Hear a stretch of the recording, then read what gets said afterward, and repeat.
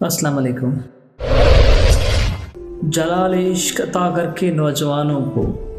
حریف گردش دوران بنا دیا تو نے، یقین محکم و تنظیم و اتحاد کے ساتھ حقیر قطروں کو طوفان بنا دیا تو نے، خزاں بندوش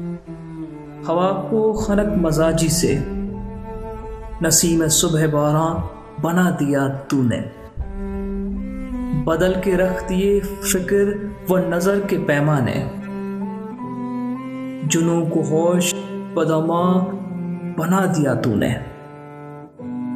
تیری نگاہ نے راز حیات فاش کیا، ہر ایک درد کو درمان بنا دیا تو نے، جہاں کلی کو اجازت نہ تھی چٹکنے کی، اسی زمین کو گلستان بنا دیا تو نے،